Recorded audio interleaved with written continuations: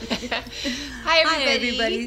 This is a surprise. This is a surprise. I know we weren't planning to go live. Nope. But here we are. We decided last minute that instead of doing a video like we've been doing, we're just gonna keep doing it. Doing a live one. Yeah, today. we couldn't stay away from you guys. I know. We tried. Too bad we didn't tell anybody, but there you go. Yeah.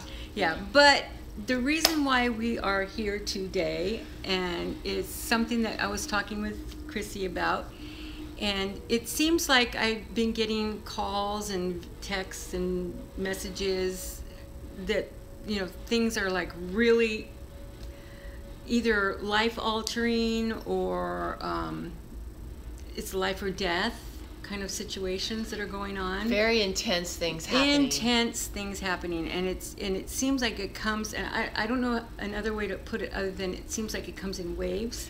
Perfect way to say it. Yeah, and we were talking about it. I was telling Chrissy, I know the moon has to do with some of it, but I think a lot of it, and planets and all that stuff, and it's a very important part of it.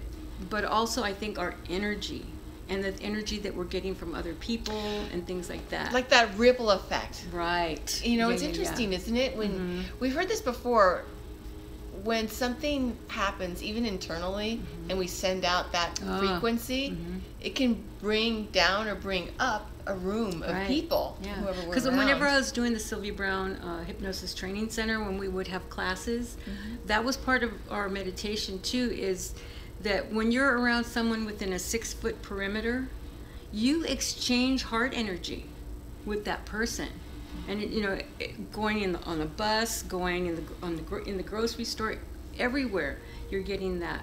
So that's where it's really important. And I know we tell you guys this all the time, but to protect yourselves. Exactly. And I forget too, and I notice when I do forget, because I'm like going, what the heck is going on? That's why I put, dang it, does it ever end? Yeah, right. For the title of this show, because it just doesn't seem to. That was Sammy. Hi, Sammy. Oh, hi, Sammy. Yeah, we have one. Yes. Yeah. So, and I was actually talking to a client about it too, that things seem to be going in waves, and how we can help ourselves. But a lot of it has to do too with what's going on in our country. Exactly. In the world. Because we're so bombarded with all of this internet news 24 hours a day. We know everything that's happening by the minute, where before it would take a while to get, Yeah. So right. That's more challenging sometimes to deal with, on top of things that are going on in your life. Exactly. So if things aren't going that great in your life, and then you see all these other things that are going on, it just keeps adding to it, and you feel more bogged down. Right. Yeah, so there are people that I think their theme is victim. Well, I know their theme is victim, and it's just they don't want help. They just want to tell you what's wrong. Anything you tell them, you could tell them all the protection for days, and it's like, no, you don't understand, that's not me, that'll never help me, kind of thing. Right. So those people, you give them positive energy, and then you just bless them, and you work with other people too. Yeah. You can't let that frustrate you because they're not getting it, or they're not. It's sometimes it just works for people to not be able to function. Right. Because that's just part of what they chose to learn in this life. Yeah. Yeah, it's interesting because, and just in case if you don't know, the theme that Vera's talking about is the life theme. So that's whatever is like a main theme that's going on in our life, and they can change too. But there was this very wise man, Seneca, who had said once that we are as sick as we want to be and as well as we want to be. And it's just, it's kind of hard sometimes to wrap the mind around it, because you're like going, I have been praying, right. I've been doing this, because sometimes it's just you charted to go through that illness or through that trauma or whatever. But as long as you know that you're trying, that you're moving, that you're doing something, even if it's just getting up and brushing your teeth, and that's all you can do that day, then that's perfect. That's a success. Yeah, exactly, because you know, that's the one thing about when we're in depression is being active, even if we're not in a good place inside. Still, activating takes us out of that passive and helping role. Others helps you get out of yourself. Isn't that the truth? Definitely. But like you said, getting up and brushing your teeth, you know, being active. Sometimes when I'm feeling down, I try to force myself into even just doing some type of project or cleaning or something helps us to feel better. Exactly. You know, and of course, you know, if we can move around, like exercise helps to bring up that endorphins naturally.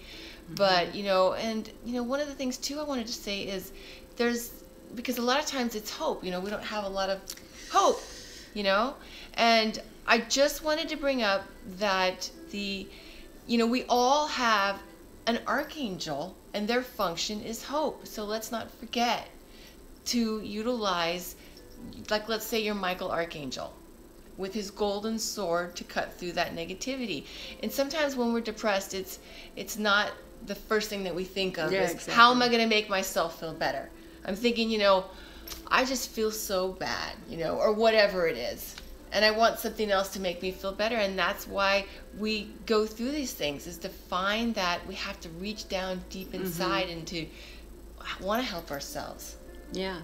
You know, I mean, I'm going to share something with you guys. There was a time in my life that every morning I wanted to die. I wanted to go home to the other side. I didn't want to be here anymore, you know, but I just kept trying to find a way to feel better. And I turned to Michael, my guardian archangel, I should say.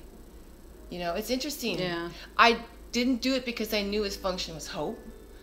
It was just that was the one that kept appearing in my mind, you know, because I needed him, I guess. Yeah, you could have an angel come, you could have a loved one from the other side come, you could have a loved one from this side come.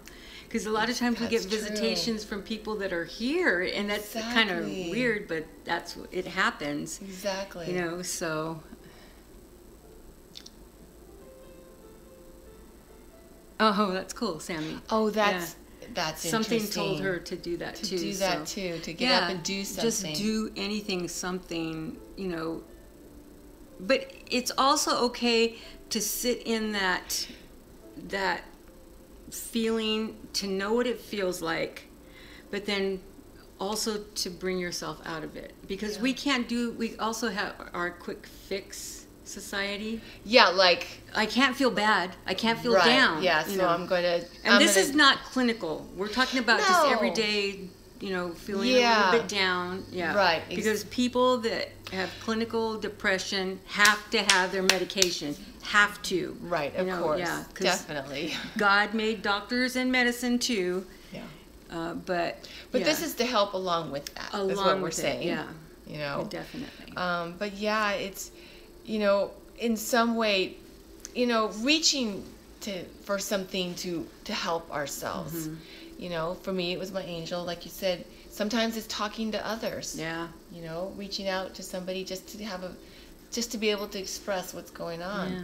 Or, you know, journaling, writing, especially creating. Yeah. I mean, just art. It could be just writing what you're feeling. Yeah. You know, that's so cathartic for people. It is a lot. It's like, you know, these things that we've gone through in our life or are going through that are so negative, and when we take that and we make it into a beautiful thing by writing even like a paragraph about it, it's actually, it can transform it into a positive. And that's what I love about knowing about past lives, because then you can start bringing that strength that you had from a past life maybe, or happiness. Remember that one life I told you guys about where it was in England and I was working in a sewing... Yeah. I almost said sweatshop. Well, it was a sweatshop. It definitely was a sweatshop. Seamstress kind of thing. Yeah. And I swear to God, you guys, I did not know how to sew in that past life, and I still don't know how to sew in this life. But I had to have a sewing machine. Even though it's in the closet, as long as I have that, I'm good. We gotta sew something now. I know. I was good at cutting, so I made a deal with the ladies, to cut cut their garment in and then they sew. But I remember it was awful going through that. I didn't have a nice home. I was in a little shack, not a shack, but what they had in those days in England, in London, and I remember walking on the cobblestones and I was happier than I don't know what. And I was just happy to be alive. Wow. I know, and I'm just like going, and I had nothing to eat. But, yeah. You had that joy. I had that joy I don't know why, but I did. But that's what, I love that, because no matter what is going on I think in about our that. life, Yeah. No matter how little or how much we think we have materialistically, the happiness is the most important thing, because that's where we're either happy in life or we're not. Yeah. That's really amazing. So then you can bring, forward some of your strengths, some of the steadfastness, whatever it is that your ability to cope with what, or a talent to bring forward, like you said, to draw or play music. Music helps a lot. That's another thing, is because that raises our frequency, our vibration, joyful. Yeah. Not the depressing music. There's music that's some people don't think that's depressing. Yeah. But it's something that's, uplifting, uplift our spirits. Yeah, exactly. Because, whatever music makes you feel something. Yeah, and I just wanted to tell you, too, if you haven't had the opportunity yet to have a past life regression or a reading with Vera to find out about your past life strengths, there's other ways that you could try to tap into what those strengths are to help you through this time now. And, sometimes, whatever they pull forward is what they're going to need. It might not be, we might not think of it as a strength per se, in what we perceive as strength. It could be just feeling loved, and that's a strength. That is. That was probably that is the biggest healer in my lifetime now. Yeah. From that time I was telling you guys about, and I was so down, was learning about how loved I was in these other lifetimes and feeling that now. You know what I mean? Did I know you then? Oh, heavens, yeah. Oh, my kissy. I didn't know you felt that bad. Oh. Well, that's a story for another time. Okay. Yeah. But I'm glad you're still here. Yeah, and that's the thing. It's like, with so much help from Angus, Yeah, that's true. That is so true. Yeah. Being able to get that advice and get that little shove in the butt that he likes to do sometimes. I love that. It's just it's like, I feel like it's like, buck up, soldier. Exactly. Like, yeah, don't be so sensitive. Yeah. Exactly. Exactly. I'm trying to remember. Go ahead. I'm trying to remember something. Okay. No, I was just saying that, if you can think of things to help yourself, or go out and just say hi to people, get yourself out of that situation or that feeling of being down, or, take a minute for yourself, take a breath. That's about it. And use the tools of protection. We have that. Don't we have that on our website? Or do we take it off? I think we have some tools for protection, but that's where, like, say you can take a warrior stand, and visualize psychically that you're wearing that silvery blue, impervious to negativity, and silvery blue type of armor with the golden sword to cut through. Oh, Crystal, the best way to heal yourself is to help someone else. That is so true. It's so true, Crystal. And that's whenever I know that I'm not protecting myself. Because when I start talking with people giving information and helping, right.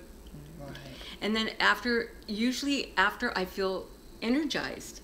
But whenever I start feeling like, oh, I'm getting bogged down, I know I'm not protecting myself. So then right away I just start doing like what you're talking about. And it's going to be different for everyone. Sometimes, like, say for my brother, he had a strong Viking life. So one of the things he likes to do is imagine he's in a waterfall with his soulmate, you know, and in that water, it's protective. No negativity can get through to them. And then, of course, imagining his soulmate there with them is feeling the love. And those things are all strengths. You can do that in the shower. Yeah. You know, exactly. Think about that you're in that water, because there's a waterfall on well, there's more than one, but on the other side that we go to cleanse ourselves. Yeah. So you can do that and picture yourself doing that in the shower. And then when you're drying yourself off, you're taking off the negativity. Yeah. You know? Yeah. And your armor's going on. Yeah. There you go. Yeah, but those types of tools for protection. And you know, or I'll just say real quick, if maybe you resonate to the Native American thing, you're going to sleep at night and you're picturing yourself in a teepee filled with light, or not a teepee, you know, maybe you're sitting by a campfire in your mind and the light of the fire is protective. Whatever it is that you love, that you resonate to, you can use it as a tool for protection, that no negativity can get through that barrier of light. Exactly. So. And then just come and watch us. Watch our shows, the past shows. Because knowledge is empowering, and it gets us out of that is. depression. I do it. My mom does it a lot too. Yeah. You know, whenever we talk about philosophy and things that, you know, we talk about, just makes us feel more strong in life. Yeah, because your soul resonates to it.